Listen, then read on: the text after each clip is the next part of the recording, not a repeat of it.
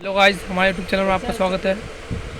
दोस्तों, ये एक रैपिडट्रॉन कंपनी का चार्जर आया है हमारे पास रिपेयर होने के लिए। देख सकते हैं ये इसका कवर है। दोस्तों, ये सेम एक्जूम की तरह आपको देखने को मिलेगा हर एक चीज़। इंडक्टर कॉइल देख लो, कैपेसिटर, आईसी वाईसी पूरा जो टोटल है वो एक्जूम की तरह मिलेगा। एमटी सब और ड्राइवर वाइवर सब, यहाँ तक कि एक्जूम का ड्राइवर वाइवर और इंडक्टर कॉइल ये सब भी चल जाता है। एमटी भी चल जाता है इसमें। दोस्तों, यहाँ पे आप देख रहे हैं जो ये आईसी है वो भी सेम एक्जूम की तरह है। देखने में एक्जूम की तरह है, लेकिन इसका थोड़ा प्रोसेस अलग है। जो प्रोग्रामिंग किया गया है वो थोड़ा सा अलग है। और ये पीसीबी भी डिज़ाइन किया गया है वो थोड़ा अलग तरीके से डिज़ाइन किया गया है, डबल प्रिंट में है। और इसमें एक्जूम में जो होता है वो 2 रेड इंडिकेटर होता है, और इसमें आपको सिर्फ सिंगल इंडिकेटर मिलेगा जो मैन पे इंडिकेट करता है। और इसमें क्या है, बैटरी कनेक्ट करते ही ये दोनों में से कोई सी भी लाइट जलती है। ज़्यादातर जो है ये 30% वाली जलती है, ब्लिंक करती है। ये 5 से 6 मतलब 5 से 6 बार ब्लिंक करेगी, उसके बाद बिल्कुल ये ऐसी हो जाएगी। उसके बाद दोस्तों, जब वो हमारा चार्जर ऑन होगा तो फिर से दोबारा से स्टार्ट, ये ब्लिंक जितना % चार्ज होगा हमारा बैटरी वहीं से ये स्टार्ट हो जाएगा ये लाइट।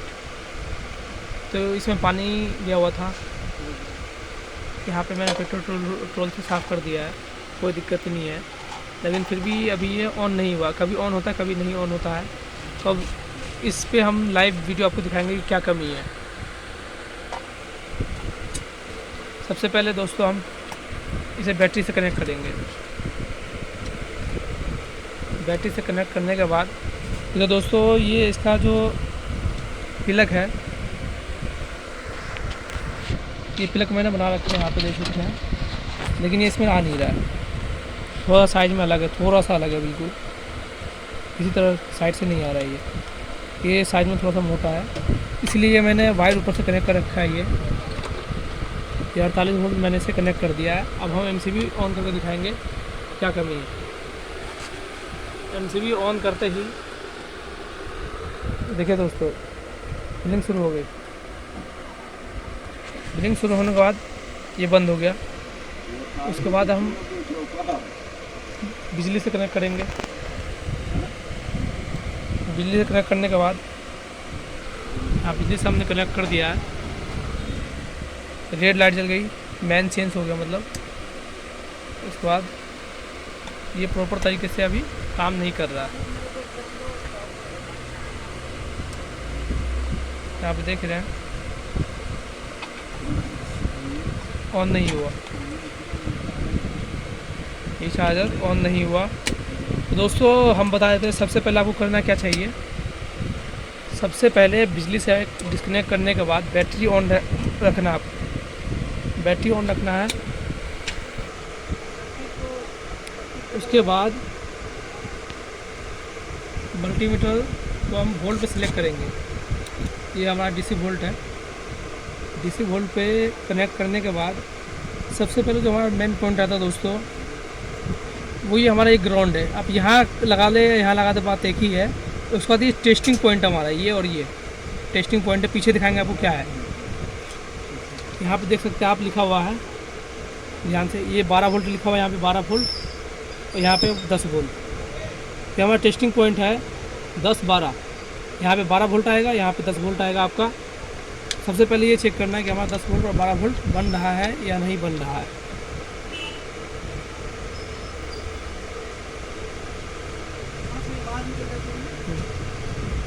तो हम ये ग्राउंड पे कनेक्ट किए, यहाँ पे लगाएंगे। तो दोस्तों 9 पॉइंट कुछ मतलब वोल्ट बनना है, मतलब सही है ये हमारा। 1 वोल्ट क्या है कि ड्रॉप हो जाता है कभी कभी जब लोड पड़ता है इस पर। तो हम फिर 12 वोल्ट पे आप कनेक्ट करेंगे, कितना बन रहा है 11.63 या 62। ये 12 समझिए कंप्लीट बन ही रहा है। ये वोल्ट बनने के बाद जब इस पर लोड पड़ता है तो 1-2 वोल्ट ड्रॉप हो जाता है। ये अगर चार्जर ऑन हो गया तो ये समझिए 6-7 पे आ जाएगा, वोल्टेज हमारा जो 6-7 पे आ जाएगा ड्रॉप हो गए। और फिर चार्जर ऑन होते ही जो हमारा एमटी से करंट मिलता है, डायोड लगा होता है यहाँ पे, तो वो क्या फिर से 12 वोल्ट ये एमटी दोबारा चल जाता है हमारा ये आईसी। ये बस ऑन करने के लिए हमारा 10 वोल्ट 12 वोल्ट लगा होता है, और 10 वोल्ट से कम्प्लीटली हमारा आईसी हमेशा चलता रहता है। और ये 3525 IC और ड्राइवर ये जो भी चलता है वो MT के वोल्ट से चलता है। स्टार्ट होता है हमारा 12 वोल्ट से। 12 वोल्ट से स्टार्ट होने के बाद ये जो चलता है वो MT के वोल्ट, MT यहाँ से 12 वोल्ट बनाता है। यहाँ पे आपको 78 वाट देखने को मिलेगा। और ये एक डायोड है, तो इसके तो 78 यहाँ से जो है ना 12 वोल्ट का ये पिन आउट कर रखा है MT से। यहाँ से डायोड से DC बना, DC बनने के बाद ये यहाँ पे 15 वोल्ट, 18 वोल्ट या 20 या 25 तक बनता है। हाई वोल्टेज आगे पीछे हुआ तो, लेकिन उसको कवर करके ये क्या है हमारा 78-12 ये फिक्स रेगुलेटर है। 78 वोल्ट से 12 वोल्ट से आगे देगा ही नहीं आपको। 78 के आगे जितना लगा रहेगा समझिए उतने वोल्ट का ही है। अगर 7805 है तो 5 वोल्ट फिक्स रहेगा। अगर 5 वोल्ट से आगे बढ़ेगा ही नहीं आपका। अगर ज़्यादा वोल्टेज इसके पीछे आता है तो क्या है ये खुद शॉर्ट हो जाएगा, ख़राब हो जाएगा, ब्लास्ट हो जाएगा। लेकिन ये 12 वोल्ट से आगे सप्लाई नहीं करेगा। जितने वोल्ट करेगा उससे ज़्यादा सप्लाई नहीं करेगा। ये 12 वोल्ट का है। चलो दोस्तों, ये तो आपको बेसिक नॉलेज था, मैंने बता दिया। लेकिन इसमें क्या कमी है आप आगे हम चेक करेंगे। हमारा 10 वोल्ट 12 वोल्ट सब कुछ बन रहा है। बैटरी डिस्कनेक्ट करेंगे। बैटरी डिस्कनेक्ट करने के बाद ये मल्टीमीटर है हमारा, इसको सिलेक्ट करेंगे। आपको अगर छोटा मीटर है तो बजर मोड पे, नहीं तो अगर बड़ा मीटर है तो डायोड मोड पे सिलेक्ट करेंगे। उसके बाद हम चेक करेंगे 78-12 ये सब चेक करेंगे। ये हमारा ये भी प्रॉपर सही दिखा रहा है। डायोड है ये 78-12 हो गया, सब कुछ प्रॉपर सही है। तीसरा डायोड हो गया, ये भी सही रीडिंग आ रहा है। अगर दोस्तों इसमें से एक भी शॉर्ट रहेगा तो दोनों शॉर्ट बताएगा आपको, तो ये सही है। कभी कभी दोस्तों ये डायोड भी शॉर्ट हो जाता है, जो रिले के पास लगा होता है, तो चार्जर आपका ऑन नहीं होगा। सब कुछ वोल्ट सब बनेगा, ऑन नहीं होगा। देखिए दोस्तों ये ठीक है। ये जो आपका जो 169 के आसपास आ रहा है वो कॉइल की रीडिंग है, ठीक है। अब हम इसको चेक करेंगे। हमारा 78-12 में ठीक है। ये ट्रांजिस्टर लगा होता है SMD में, वो सब चेक करेंगे हम। ये हमारा ट्रांजिस्टर भी ठीक है। कभी कभी दोस्तों क्या होता है कि ये रेजिस्टेंस होता है, ये रेजिस्टेंस कंपोनेंट काम नहीं करता है, पानी जाने की वजह से ये दिक्कत करता है। तो क्योंकि रेजिस्टेंस भी आप चेक कर लेना, रेजिस्टेंस मोड पर मीटर को रखना है और एक एक करके रेजिस्टेंस आपको चेक कर लेना है। ये देखो दोस्तों ये 100 के का है, 96 के बता रहा है, ठीक है। जितना भी रेजिस्टेंस है सबको एक करके चेक कर लेंगे। ये हमारा देखिए ये 10 के का है, 10 का प्रॉपर बता रहा है। ये भी 10 के का है, ये भी ठीक है। ये भी सही बता रहा है। ये तो 100 के का हमने चेक कर लिया। देखो दोस्तों ये हमारा ये रेजिस्टेंस है 10 की वैल्यू है, लेकिन देखिए कहाँ बता रहा है 518 के, 540 के रीडिंग इसकी आउट हो रही है। यहाँ पे देखिए रीडिंग न जाने कितना है, आपको हम दिखा देते हैं, जूम करके दिखाते हैं। यहाँ पे ये रेजिस्टेंस लगा हुआ है आपका, ये 103, आपको शायद क्लियर दिख रहा होगा। यहाँ पे देखिए 103 है। ये रेजिस्टेंस आपका ये वाला, इसकी रीडिंग चेक कराता हूँ मीटर में आपको। देखिए कितना बता रहा है ये।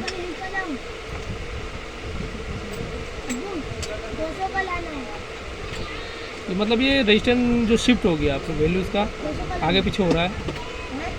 10 की का है लेकिन कुछ और बता रहा है। सबसे पहले हम इसे चेंज करके देखेंगे, बाकी आगे और बताएंगे इसमें क्या कमी है क्या नहीं है। अब हम इसको क्या करेंगे, आयरन से उसे ओपन कर लेंगे। चिमटी से दोस्तों पकड़ के निकालना है आपको। चिमटी से निकालने के बाद तो हम दूसरा स्टैंड यहाँ पे देखिए दोस्तों ये स्टैंड का प्रॉब्लम लगा रखा है, कौन सा क्या नहीं है। जो 10 के का हमारा ये रहा 10 का हम इसमें से निकालेंगे। 10 के स्टैंड हम इस डिब्बे में से निकालेंगे। ये डिब्बा में ये रहा दोस्तों, छोटा छोटा होता है कंपोनेंट, शायद दिख नहीं रहा होगा। इससे पहले हम रख देते हैं, उसका दिखाते हैं आपको। ये रहा हमारा 10 के का स्टैंड। 10 के का स्टैंड है अब हम इसे लगाएंगे। इसे यहाँ पे लगाने से पहले आपको यहाँ पे पेस्ट लगा लेना है थोड़ा सा, ताकि सही से सोल्ड हो पाए। और दोस्तों न्यूज़र या चिमटी जो भी हो उसका इस्तेमाल करना है।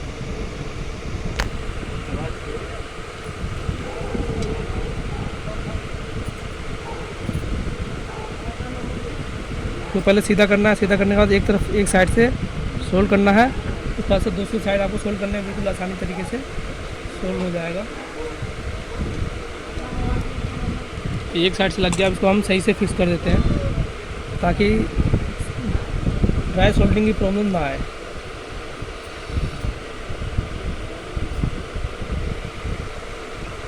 क्योंकि ज़्यादातर ये असेंबली कंपोनेंट में क्या होता है, ड्राई सोल्डिंग की प्रॉब्लम ज़्यादा आती है।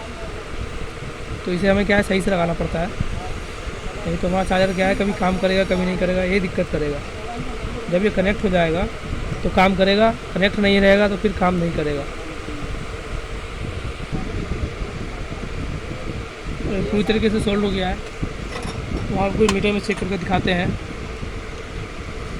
कि रेटिंग सही आ रही नहीं आ रही। दोस्तों जितना बार आप पेस्ट या सोल्डिंग यूज़ करते हैं उसके बाद साफ़ करना ज़रूरी होता है, ताकि जो भी मतलब जो अंश हो लीकेज पॉइंट जिसकी वजह से चार्जर में दिक्कत आएगा, ऑन नहीं होगा, कभी ऑन होगा तो एम्पीयर ज़्यादा, ये सब समस्या का सामना करना पड़ सकता है आपको अगर साफ़ नहीं करेंगे तो। हम इसे रेजिस्टेंस मोड पर मीटर हमारा पहले से ही ऑलरेडी चेक करके दिखाते हैं कि ये कितना बताता है वैल्यू। अब देखिए दोस्तों प्रॉपर 10K के बता रहा है ये, यहाँ पे देखिए 10 और ये पॉइंट लगा हुआ है। तो अब ये प्रॉपर तरीके से ठीक है। अब हम इसे बिजली और बैटरी दोनों कनेक्ट करके देखेंगे।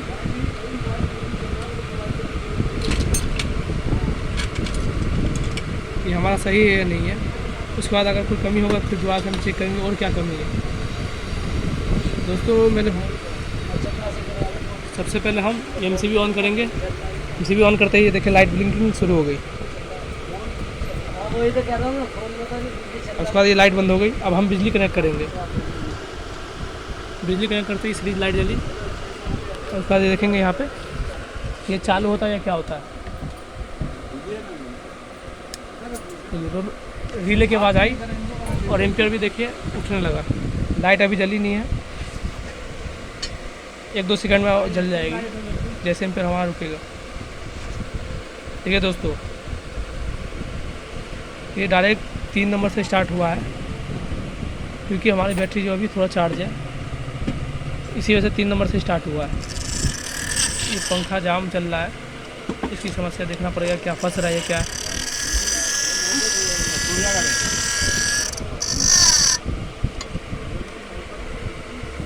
दोस्तों क्या है ये इसमें लग रहा है, हीट सिंक में लग रहा था, यहाँ पे ये कुछ रखा हुआ है शायद इसमें लग रहा था ये, इस वजह से पंखा ये स्लो चल रहा था।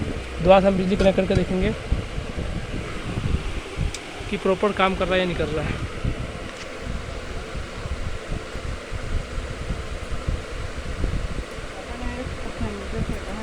देखिए दोस्तों फ़ैन भी अब प्रॉपर तरीके से चल रहा है सही, कोई दिक्कत नहीं है फ़ैन में।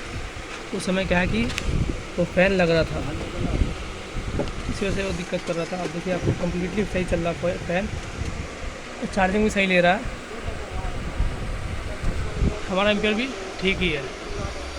या अब ये कट लगने वाला थोड़ी देर में, क्योंकि जैसे ही लाइट जलेगी तो क्या है कि ये बंद होने के लिए सब जो एम्पियर नीचे की तरफ आएगा और रिले ये ऑफ हो जाएगा हमारा।